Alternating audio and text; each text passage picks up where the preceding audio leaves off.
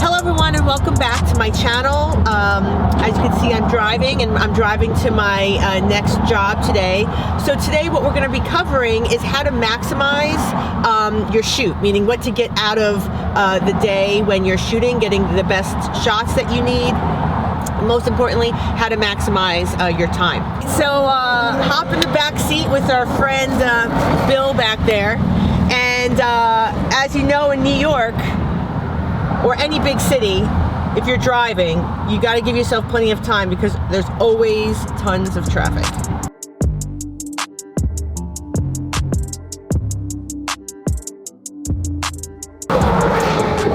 So this is why I need 3 assistants, so I can get in the HOV lane so it reaches our destination much faster. This is torturously slow. So we're almost at the location, but before I do any job, I try to eat some breakfast, so it gives me some energy to shoot. But you should also try to eat a healthy breakfast. Sometimes I totally fail on that, and you don't want to eat too much because then you get lethargic.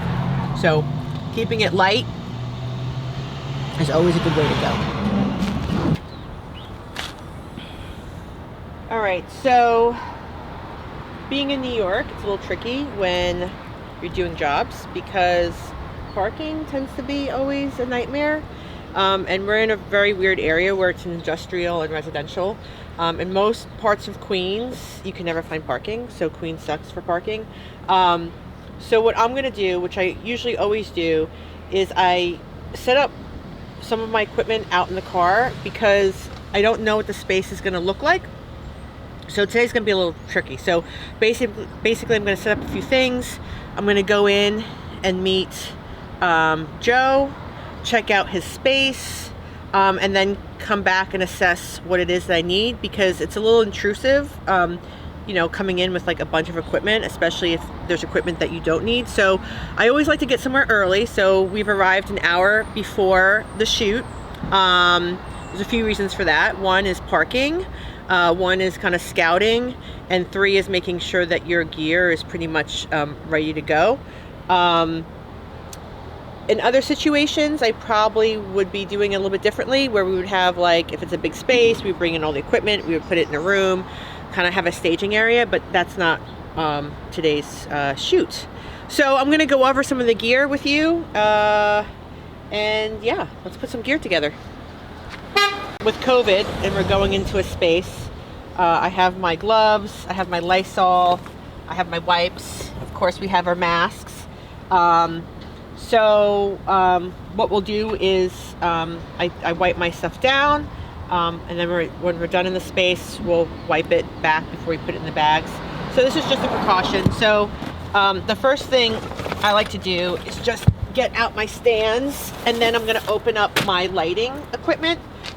So these bags are definitely going to go in, but I don't necessarily need to have all my lighting. This is where all my portable equipment is with my Q flashes. Why do I have that? Is because flying, you have to make sure that things are compact. So that's probably one of the reasons why I use Q flashes, is because it's compact. I can bring it with me. And when I'm on a plane, I'll wrap it up better, so just in case if it gets bounced around, it won't break. Okay, so I'm going to take out my gear. A cheaper version of the Q Flash, which I think is really fantastic, is actually these flash points, which are made by Andreanna. And in terms of value, I think that these are really, really fantastic. I've actually dropped it a few times, and I actually kind of had to put it, I mean, it was totally busted, and I was able to put it together relatively easy. So you could see, like, I kind of mark up my gear. That's my understanding that I busted it a few times. So you can see there's 1, 2, 3 marks. That means that it's had 3 major injuries and it still lasts. And because I travel a lot, I have to travel very lightly. So this is a really great stand bag. I always have really light stands. That's probably why my equipment tends to fall. But I don't carry around the sandbag. I don't carry around crazy C-stands with legs. I mean, it's really kind of compact. So I have 2 stands here. Again, this is also Flashpoint. I really do like Andreanna's generic, I guess, or I should say their brand equipment.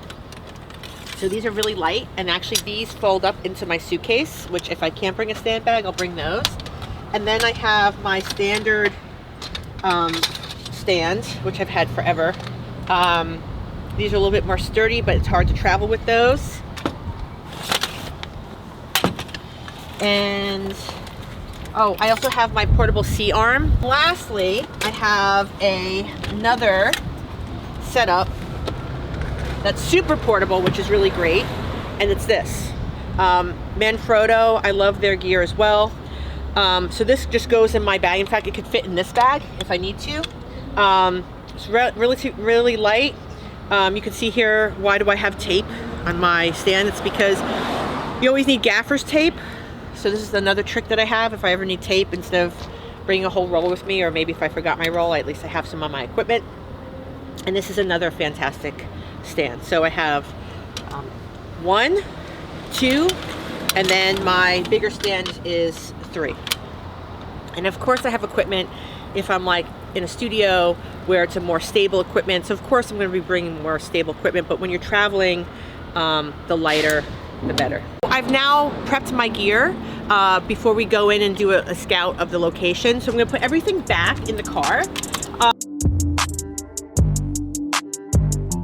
All right, so we're at the location, and what I like to do before I bring in all of my equipment is that I like to go in and assess the situation, figure out what it is that I need, so I'm not becoming totally overbearing in a private space. So that's what we're going to do next. We're going to just go in, check it out, see what I need to bring in, and then we're going to go grab the equipment, and then hopefully, fingers crossed, I find a parking spot.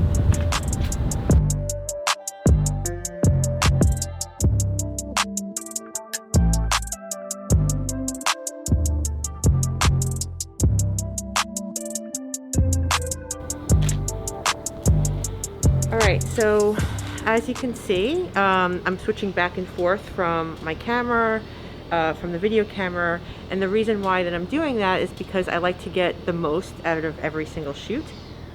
And so if I shoot some stills, if I shoot video, I'm able to capture everything all at once, and then I have more to choose from when it comes down to the editing process. All right, so we're done with the shoot today. I'm going to go over a little bit more detail about what happened during the shoot. But one thing that I would like to say is it was a little challenging today. You know, our subject, who is this well-known cartoonist, didn't necessarily feel comfortable in front of the camera and wasn't kind of clear in terms of what we were trying to achieve. But I think one thing that's really important is speaking to your subjects and just making them feel really comfortable and really at ease. You know, some days it might take you 45 minutes, an hour, sometimes 5 minutes, depending on who you're photographing or who you're filming. And other days it might take a little bit longer, but it doesn't really matter in terms of how long it takes. It matters, is that person that you're capturing, do they feel comfortable with you? And are they willing to open up their lives to you? And that's really what's important. So all the other technical things we'll talk about later. Forget we are in COVID times, and so even though no one has touched the equipment except for myself and my assistant, I always spray down my equipment. I always like Lysol everything down just to kind of be safe. And also I have a spray sanitizer for the microphone system. So today we shot with still and video, so everything just has to be wiped down. It's just a good precaution, and you know, everyone feels safe. And to have like a nice big backspace so that you could throw all your equipment. But one thing that I've been using, which is great, is this Gobi Labs microphone sanitizer. So I just spray everything down, make sure that everything is sanitized and wiped down before everything is packed back in the equipment. Take some paper towel, and then you're all set. Right, so we're back now at my house, and it was a great day shooting with Joe Dater, who was a very popular New Yorker cartoonist. We did have some challenges, however, in the beginning where Joe wasn't really sure how the shoot was going to go. and he was a little bit uncomfortable.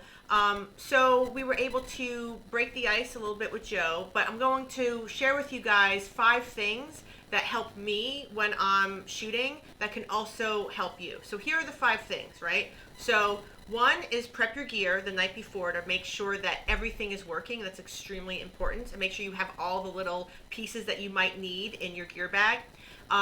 Give yourself extra time when you are leaving in the morning, especially in city areas. I always like to arrive at least an hour before my call time. Before you start bringing in the equipment, because it'd be a little bit intimidating before you even meet the person, is I always go meet the person, scout the area where I'm going to be shooting, so I know what equipment that I want to bring in, because I don't want to bring in everything, because I might not need everything.